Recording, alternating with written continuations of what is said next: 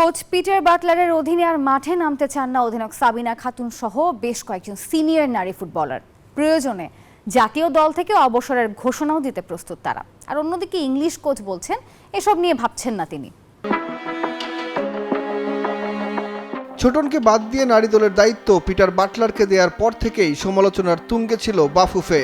তাতে আরও আগুন জ্বলে 2023 সালের সাফের মঞ্চে, যাতে মান সম্মান ডুবতে বসেছিল বাংলাদেশের। তখন কোচকে তোয়াক্কা না করে দলের হাল ধরেন সাবিনা খাতুন। জোর করেই মাঠে নেমে দলকে চ্যাম্পিয়ন করেন তারা।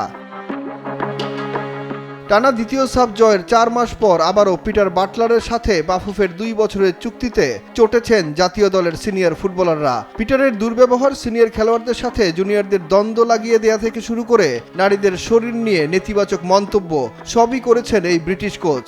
বাফুফেকে এসব তথ্য জানানোর পরও পিটারের সাথে কেন 2 বছরের চুক্তি করা হলো তা নিয়েও গণমাধ্যমে স্মারকলিপিতে প্রশ্ন তুলেছেন জাতীয় দলের সিনিয়র ফুটবলাররা।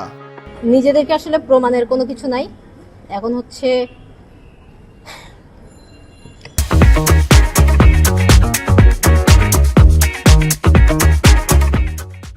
ব্যাপারটা আত্মসম্মানের, বিকজ দিন শেষে হচ্ছে মেয়েরা দেশের জন্যই খেলে, বাট দেশের মানুষ যেভাবে হচ্ছে মেয়েদেরকে কটূক্তি করতেছে, এটা আসলে মানে মেয়েদের জন্য হচ্ছে নেওয়াটা অসম্ভব। আমরা ইতিমধ্যে অনেক নিউজ দেখছি এবং অনেক পত্রিকায় লেখালেখি হয়েছে, যেখানে প্রমাণ হয়ে গেছে যে আমরা আসলে দেশের জন্য কিছুই করতে পারি না। জাতীয় দলের দায়িত্বে যদি বাটলারকে রাখা হয় তাহলে বাংলাদেশ দল থেকে পদত্যাগ করতেও পিছপা হবে না নারী ফুটবলাররা।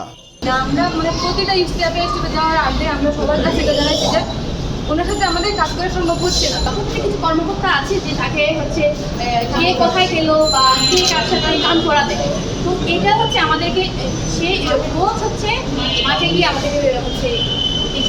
এ ব্যাপারে বাফুফে এখন পর্যন্ত কোনো সুনির্দিষ্ট তথ্য দেয়নি গণমাধ্যমে। আর কোচ পিটার বাটলার বলছেন এখন পর্যন্ত সবই ঠিকই আছে। Got nothing to say of that nature. I'm just a professional person trying to do my job. এখন প্রশ্ন, নারী ফুটবলে সুস্থ পরিবেশ তৈরি করে দিতে বাফুফে আদৌ কোনো উদ্যোগ নিবে কিনা। সুখন সরকার, নিউজ 24, ঢাকা।